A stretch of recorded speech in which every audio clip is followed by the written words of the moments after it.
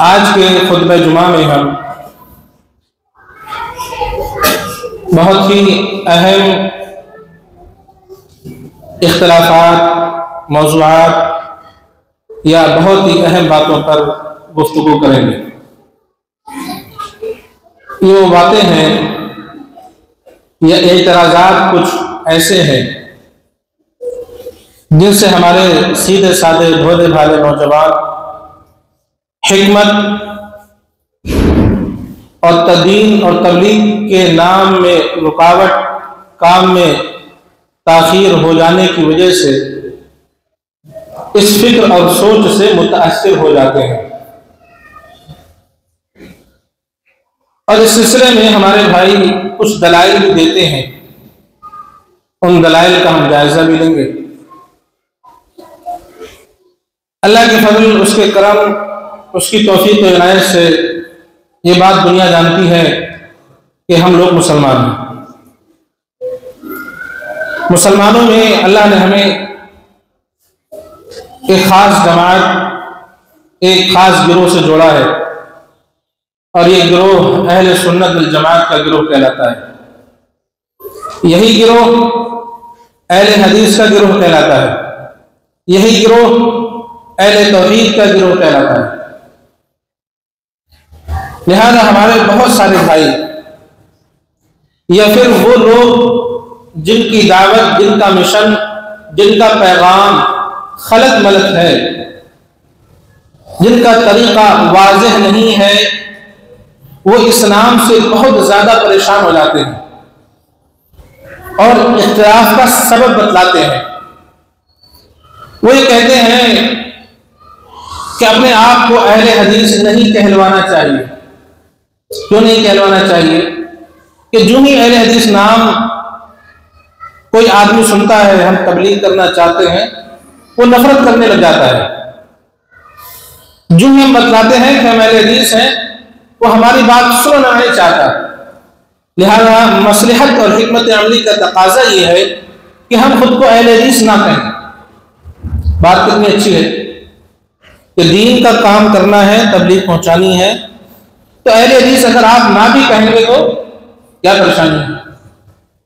اس سے سامنے والا آپ کی باتیں سن سکے گا۔ بات بظاہر بہت بھلی اور اچھی معلوم ہوتی ہے، لیکن اس کے پیچھے بہت زیادہ خامیاں اور سازشیں چھپی ہوئی ہیں۔ کیا چیز ہے؟ خامیاں اور سازشیں چھپی ہوئی ہیں۔ ہم اپنے آپ کو اہل حدیث کہتے ہیں، یہ اہل حدیث کہلانا بتاؤ قرآن اور حدیث میں کہاں لکھا ہے؟ اللہ رب العالمین نے سورہ حج میں ارشاد فرمایا، یہ ہمارے بھائی دلیل دیتے ہیں، هو سماکم المسلمین من قبل وفی ھذا، اللہ رب العالمین نے تمہارا نام مسلمان رکھا ہے، من قبل، اس سے پہلے بھی، وفی ھذا، اور آج بھی، اور اب بھی اللہ نے تمہارا نام مسلمان رکھا ہے۔ لہذا کیا معلوم ہوا کہ ہمیں اپنے آپ کو مسلمان کہنا چاہیے۔ دوسری دلیل، وَلَا تَمُوتُنَّ إِلَّا وَأَنْتُمْ مُسْلِمُونَ، تمہیں موت اس حال میں آنی چاہیے کہ تم مسلمان ہو۔ اسی طریقے سے قرآن مجید کی اور بھی آیات ہیں جن سے یہ معلوم ہوتا ہے کہ ہمیں اپنے آپ کو مسلمان کہنا چاہیے۔ کسی مسلک، کسی جماعت یا کوئی اور نام اپنے لیے پسند نہیں کرنا چاہیے۔ بڑی پیاری بات ہے، لیکن سمجھیں، قرآن اللہ رب العالمین نے نازل کیا اور کیا فرمایا؟ ہوا سماکم المسلمین، اللہ نے تمہارا نام مسلمان رکھا، من قبل، اس سے پہلے محمد رسول اللہ صلی اللہ علیہ وسلم کے نبی اور رسول بنائے جانے سے پہلے، قرآن مجید کے نازل ہونے سے پہلے بھی تم کیا تھے؟ مسلمان تھے۔ بات سمجھ میں آئی؟ اب اللہ رب العالمین کا ارشاد گرامی دیکھیں، یا اہل الکتاب، اہل کتاب والو، اللہ نے نام اور خطاب چینج کیا۔ جب سارے ہی مسلمان تھے تو اللہ نے اہل کتاب کیوں کہا؟ وَلْيَحْكُمْ أَهْلُ الْإِنْجِيلِ، جنہیں انجیل دی گئی ہے ان کو چاہیے کہ انجیل کے مطابق فیصلہ کرے۔ کون ہیں یہ لوگ؟ کیا یہ مسلمان نہیں تھے؟ کیا انہیں مسلمان نہیں ماننا چاہیے؟ اللہ خود کہہ رہا ہے کہ اہل انجیل کو چاہیے کہ وہ انجیل کے مطابق فیصلہ کرے۔ اللہ نے کیا نام لیا؟ اے انجیل والو، مسلمان کہہ کے نہیں پکارا۔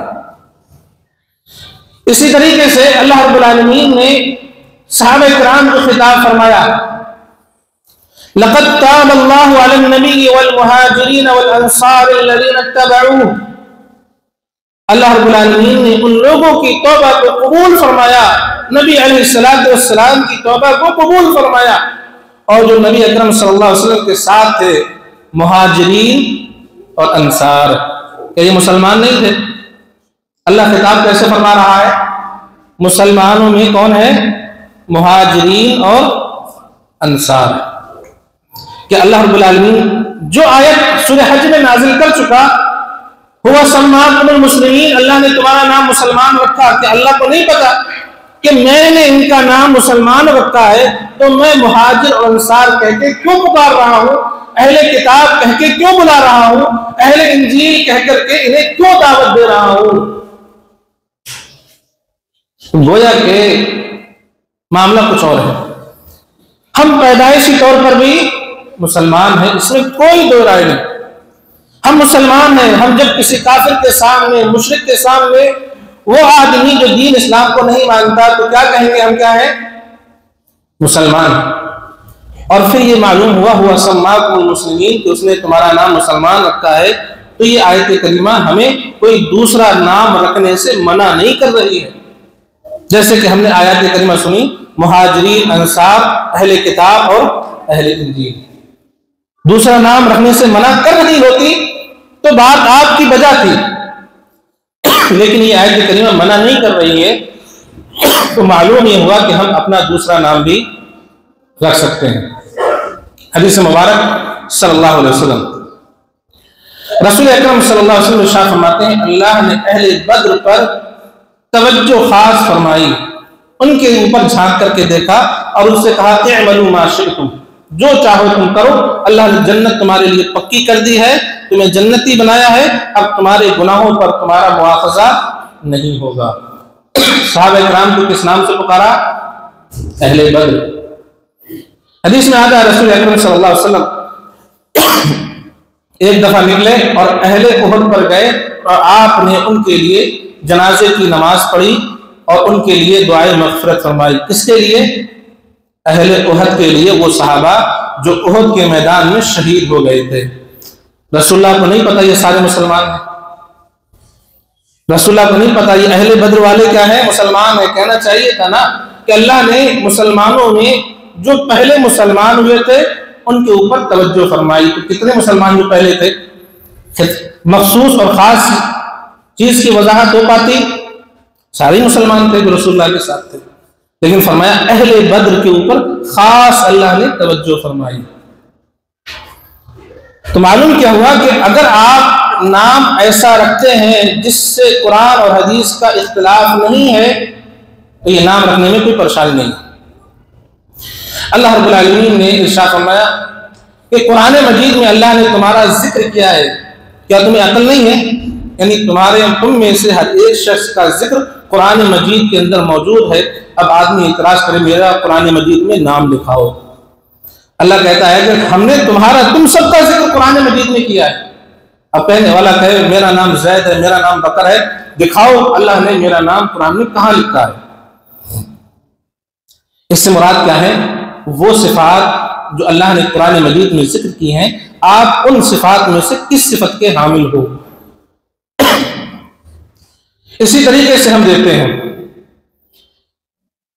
کہ بہت سارے لوگ یہ اعتراض بھی کرتے ہیں کہ اہل حدیث کہلانا یہ ایک فرقے کو دعوت دیتا ہے۔ اہل حدیث کیا ہے؟ ایک فرقہ ہے، اور فرقہ کیا ہے؟ برا ہے، فرقہ نہیں کہلانا چاہیے۔ دلیل کیا ہے؟ رسول اکرم صلی اللہ علیہ وسلم نے فرمایا میری امت 73 فرقوں میں تقسیم ہو جائے گی، سارے کے سارے جہنمی الا واحدہ، سوائے ایک کے، یعنی 72 جہنمی اور ایک جنتی۔ تو آپ نے فرقہ کہا کہ نہیں کہا؟ 73 فرقے، 72 جہنمی، ایک کون ہے؟ یہ بھی تو کوئی فرقہ اور جماعت ہے، کوئی گروہ ہے یا اس کے علاوہ ہے؟ اللہ رب العالمین نے سورۃ توبہ آیت نمبر 122 ارشاد فرمایا فَلَوْلَا نَفَرَ مِن كُلِّ، کہ مسلمانوں میں سے ایک گروہ، ایک جماعت، ایک فرقہ ایسا ہونا چاہیے۔ کیسا؟ ایک فرقہ ایسا ہونا چاہیے جو دین کی سمجھ والا ہو، دین سیکھنا چاہے، دین سکھانا چاہے۔ اللہ نے کیا کہا؟ فرقہ کہا۔ لہذا معلوم ہوا کہ اگر آپ ایسے گروہ، ایسی جماعت سے جڑے ہوئے ہیں جس کی امتیازی خصوصیت اور خوبی یہ ہے کہ وہ آپ کو قرآن اور حدیث سے جوڑتی ہے، تو آپ فرقہ نہیں ہیں۔ آپ اپنا نام کچھ بھی رکھیں، جس طرح سے اللہ رب العالمین نے ہمارا نام مسلمان رکھا، اگر ہم کسی جماعت اور کسی گروہ، کسی فرقے سے جوڑ رہے ہیں تو اللہ کے اس حکم کی مخالفت ہو رہی ہے۔ بات سمجھ میں آ رہی ہے؟ تو پھر ہمارے ماں باپ نے ہمارا نام، کسی نے عبداللہ رکھا، کسی نے عبد الرحمن رکھا، کسی نے عبید اللہ رکھا، کسی نے عبید الرحمن رکھا، کسی نے عبد القادر رکھا، تو یہ اللہ کے حکم کی مخالفت ہے کہ نہیں؟ اللہ نے تو نام مسلمان رکھ دیا، ہمارے ماں باپ اللہ کے اس حکم کی خلاف ورزی کر رہے ہیں کہ نہیں کر رہے؟ وہ کیا کہہ رہے ہیں کہ یہ میرا بیٹا قاسم ہے، یہ میرا بیٹا زید ہے، کہنا چاہیے یہ میرا بیٹا مسلمان ہے، کیونکہ اللہ نے نام مسلمان رکھا ہے۔ لہذا معلوم یہ ہوا کہ اہل حدیث کہلانا یہ فرقہ بندی نہیں ہے۔ کیوں؟ کیونکہ ان کی امتیازی خصوصیت اور خوبی یہ ہے کہ آپ کو قرآن اور حدیث سے جوڑتے ہیں۔ پھر ہمارے وہ بھائی جو یہ کہتے ہیں کہ اہل حدیث کہنے سے سامنے والے کو نفرت ہو جاتی ہے، تو جو بھائی ابھی تک اہل حدیث نہیں تھے ان کو کسی نے دعوت دی تو کیا کہہ کے دعوت دی؟ کیا کہہ کے دین سے جوڑا؟ اہل حدیث کہا تھا، خود کو یا کچھ اور کہا تھا؟ جب اس نے اپنے آپ کو اہل حدیث بتلایا تھا، آپ اس کی باتوں سے متاثر ہوئے تو اس نے حکمت عملی اختیار نہیں کی اور آپ اہل حدیث ہو گئے، تو اس کا مطلب کیا ہوا؟ آپ کا یہ اعتراضات بالکل بیجا ہے۔ اعتراض نہیں بنتا کہ آدمی اہل حدیث کا نام سن کے نفرت کھاتا ہے۔ بہت سارے دینی اسکالر، میں نام لیتا چلوں گا، ڈاکٹر اسرار صاحب، انہوں نے اہل حدیث جماعت کو بدترین فرقہ قرار دیا کہ یہ لوگ صرف آمین رفع دین پر بس اسی پر جھگڑتے ہیں، سینے پر ہاتھ باندھنا، باقی یہ جماعت جب اس کا آغاز ہوا تھا بڑی اچھی جماعت تھی، لیکن اپنے اصل مقصد سے کیا ہوا؟ یہ جماعت ہٹ گئی۔ اللہ اکبر! انہوں نے اہل حدیث کو بدترین فرقہ قرار دیا، جبکہ یہ ان کی کتاب و سنت سے خیانت ہے اور ان کی کم علمی کی دلیل ہے، یہ نفرت کا اظہار ہے۔ بھئی اگر آپ سنت پر عمل کر رہے ہیں، آپ رفع الیدین اور آمین سینے پر ہاتھ باندھ کر کے اگر کوئی آدمی آپ کو پہچانتا ہے کہ یہ آدمی کیا ہے؟ سنت پر عمل کر رہا ہے اور اپنے آپ کو کچھ بھی کہہ رہا ہے، تو سنت پر عمل کرنے کی وجہ سے اس کی پہچان ہو رہی ہے کہ یہ کیا ہے؟ اہل حدیث ہے، تو کیا ہونا چاہیے؟ فخر ہونا چاہیے کہ سنت پر عمل کرنے سے میری پہچان ہو رہی ہے کہ یہ آدمی کیا ہے؟ حدیث پر عمل کرنے والا۔ یہ آدمی کیا ہے؟ کسی متعین امام کی تقلید نہیں کر رہا ہے، یہ کس کو مان رہا ہے؟ محمد رسول اللہ صلی اللہ علیہ وسلم کی تعلیمات پر سیدھا بلا واسطہ عمل کر رہا ہے۔ لہذا اس پر فخر ہونا چاہیے کہ جو تعلیمات محمد رسول اللہ نے اپنے صحابہ کو دی تھی، سمجھائی تھی، آج الحمدللہ روئے زمین پر ہم کیا ہے؟ بعین صحابہ کے نقشے پر رسول اللہ کی تعلیمات پر عمل کرنے والے موجود ہیں۔ رسول اکرم صلی اللہ علیہ وسلم نے فرمایا تھا قیامت تک ایک جماعت، ایک طائفہ، ایک گروہ باقی رہے گا، نقصان پہنچانے والے اس کا کچھ نقصان نہیں پہنچائیں گے۔ وہ کہاں ہیں آج؟ کہاں ہیں یہ لوگ؟ کہاں ملیں گے آپ کو؟ اب آپ سمجھیں اس نام کو ظاہر نہ کرنے کے پیچھے سازش کیا ہے۔ قادیانی اپنے آپ کو کیا کہتے ہیں؟ مسلمان کہتے ہیں کہ نہیں کہتے؟ شیعان علی اپنے آپ کو کیا کہتے ہیں؟ مسلمان کہتے ہیں کہ نہیں کہتے؟ جو محمد رسول اللہ کو آخری نبی نہیں مان رہے ہیں وہ بھی مسلمان کہہ رہے ہیں اپنے آپ کو۔ لہذا وہ اپنا یہ جرم چھپانا چاہتے ہیں کہ مسلمان کہنے میں کوئی پریشانی نہیں، مسلمان کہلانے میں کوئی حرج نہیں ہے، لہذا مسلمان سب کو ہو جانا چاہیے تاکہ امت ان کا جرم اور ان کا گناہ نہ پہچان سکے۔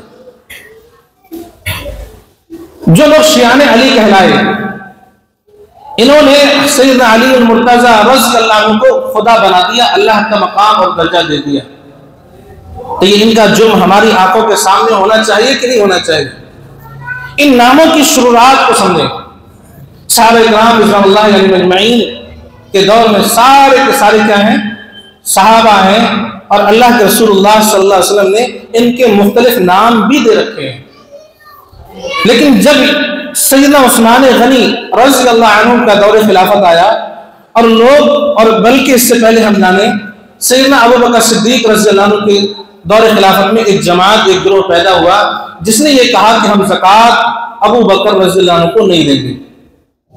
زکوٰۃ مانتے ہیں دینا چاہیے لیکن ابو بکر کو نہیں دیں گے۔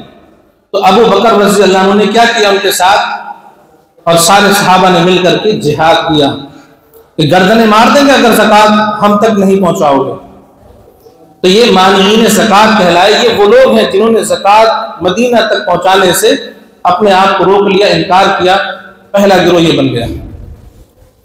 اسی طریقے سے جب سیدنا عثمان غنی رضی اللہ عنہ کا دور خلافت آیا تو عبداللہ بن سبا یہودی کے پیروکار بہت بڑھ چکے تھے جنہیں سبائی کہا گیا۔ اس کے بعد ایک جماعت، ایک گروہ پیدا ہوا جسے خوارج کہا گیا، جو بظاہر اہل بیت اور حضرت علی رضی اللہ عنہ کی محبت کا علم اٹھائے ہوئے تھے کہ خلافت کا اگر وہ زمین پر کوئی حقدار ہے تو وہ اہل بیت ہیں، ان کے علاوہ کوئی خلافت نہیں کر سکتا۔ پھر ایک وقت یہ آیا کہ انہوں نے یہ کہا کہ علی ہی کیا ہے، نعوذ باللہ من ذالک، خدا ہے، لہذا اب یہ گروہ اور یہ جماعت جو دراصل دین کی دشمن ہے اور یہی اپنے آپ کو مسلمان کہلا رہی ہے اور یہ کہہ رہی ہے کہ اپنے آپ کو نام اور جماعت سے نہیں جوڑنا چاہیے، تو کیا ہوگا؟ سارے ایک صف میں ہو جائیں گے۔ اس کو مثال سے سمجھیں۔ آپ 50-60 ہزار کا ایک موبائل لینا چاہتے ہیں اور موبائل آپ کو 500 میں مل جاتا ہے۔ اگر آپ دکان پہ جائیں کہ مجھے 50,000 میں موبائل چاہیے اور وہ آپ کو 500 کا موبائل دے دے کی پیڈ والا، تو آپ یہ کہیں گے، یہ دکاندار کیا کہے گا؟ بھئی یہ موبائل ہے کہ نہیں؟ آپ کہیں گے کہ یہ موبائل نہیں ہے، انکار کر دیں گے۔ آپ کہیں گے موبائل ہے، بے شک انکار نہیں ہے، لیکن مجھے جو خوبی، جو کوالٹی چاہیے اور جو پیسے میں دے رہا ہوں دونوں کیا ہے؟ میچ نہیں کھا رہی ہے، مل نہیں رہی کہ یہ کی پیڈ کا موبائل 50,000 میں کیسے لے لوں، جبکہ موبائل سے انکار نہیں کیا جا سکتا۔ اسی طریقے سے مسلمان ہونے سے انکار نہیں کیا جاتا، اور ہر کمپنی نے ایک موبائل کا لیبل دیا ہے، یہ موبائل ہے، اس کی قیمت یہ ہے، لہذا معلوم یہ ہوا کہ اگر کوئی 50,000 روپئے دے کر کے کی پیڈ کا موبائل خریدے گا 500 والا تو عقل مند نہیں کہلائے گا۔ اگر آپ خود کو مسلمان کہہ کر کے اہل بدعت، اہل شرک، خوارج، جہمیہ، قدریہ کے گروہ میں شامل ہو جاتے ہیں تو آپ کو مسلمان کہلانے کا کوئی فائدہ نہیں، آپ کو امتیازی خوبی اپنانی پڑے گی۔ ہاں، ہم وہ ہیں اہل الحدیث جنہیں محدثین اکرام نے اہل سنت والجماعت کہا ہے، ہم اس گروہ میں سے ہیں جو اللہ اور اس رسول کے حکم کی تابعداری کرنے والے ہیں۔ اب آپ دیگر جماعتوں سے یا گمراہ کن نظریات سے الگ ہو گئے، اہل رائے سے، اہل متکلمین سے الگ ہو گئے۔ اہل رائے وہ لوگ جو قرآن اور حدیث کو اپنی عقل کی بنیاد پر سمجھتے ہیں، اہل رائے وہ لوگ جو قرآن کی اپنی منمانی تفسیر کرتے ہیں، اہل کلام، اہل فلسفہ جو کتاب و سنت کی غلط تعویلات کرتے ہیں۔ جب آپ نے اپنے آپ کو اہل حدیث کہا تو کیا ہوا؟ آپ ان تمام گمراہ کن لوگوں سے الگ ہو گئے۔ حتیٰ کہ ایسے بھی لوگ موجود ہیں ہمارے درمیان جو امام ابو حنیفہ رحمۃ اللہ علیہ کو اپنا امام مانتے ہیں مسائل میں، لیکن عقیدے میں ابو موسیٰ اشعری ماتریدی گمراہ کن آدمی کو اپنا امام مانتے ہیں۔ عقیدے کا امام الگ ہے، مسائل کا امام الگ ہے۔ تو کیا امام ابو حنیفہ رحمۃ اللہ علیہ نے عقیدہ نہیں سمجھایا؟ عقیدہ ان سے نہیں لینا چاہیے؟ تو کیا معلوم ہوا کہ امام میں بھی ان کے اختلاف ہے۔ اللہ رب العالمین ہمیں صحیح سمجھ عطا فرمائے، لہذا اپنے آپ کو اہل حدیث کہلانا یہ فرقہ بندی نہیں ہے۔ امام احمد بن حنبل رحمۃ اللہ علیہ یہ کہتے ہیں اگر ناجی فرقہ جسے رسول اللہ نے گردانا اگر یہ اہل حدیث نہیں ہے تو میں نہیں جانتا پھر کون ہے۔ امام ابن تیمیہ رحمۃ اللہ علیہ کہتے ہیں ناجی فرقے کے حقدار جو سب سے زیادہ جو لوگ ہیں وہ اہل حدیث ہیں، ان کے علاوہ کوئی نہیں۔ علامہ زبیر علی زئی رحمۃ اللہ علیہ نے 50 دلائل اکٹھا کیے ہیں جس پر اجماع ثابت کیا ہے کہ اہل الحدیث ہی اہل السنہ والجماعت ہیں۔ لہذا معلوم ہی ہوا کہ خود کو اہل حدیث کہلانا نہ فرقہ بندی ہے اور نہ ہی کسی طرح سے گمراہی کا سبب ہے، اور خود کو اہل حدیث کہلانا یہ اللہ کی کتاب کے خلاف بھی نہیں ہے۔ لہذا جو بھائی اپنا دل چھوٹا کر لیتے ہیں کہ تبلیغ میں رکاوٹ ہے، دراصل ان کی یہ ناسمجھی ہے، بلکہ تبلیغ کرنے میں اور آسانی ہے۔ تبلیغ کرنے میں آسانی، جیسا کہ میں نے ذکر کیا، اگر آپ اپنے آپ کو اہل حدیث کہہ رہے ہیں تو فوراً معلوم ہو جاتا ہے، اگر آپ کی پہچان حدیث پر عمل کرنے سے ہو رہی ہے تو اس سے اچھی بات اور کوئی نہیں۔ فَبِأَيِّ حَدِيثٍ بَعْدَهُ يُؤْمِنُونَ، اللہ قرآن میں کہتا ہے حدیث کے بعد پھر یہ کس چیز پر ایمان لائیں گے۔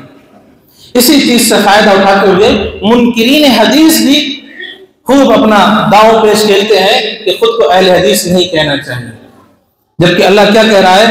حدیث کے بعد کس چیز پر ایمان لانا چاہیے، وہ یہ کہتے ہیں حدیث نئی چیز کو کہتے ہیں۔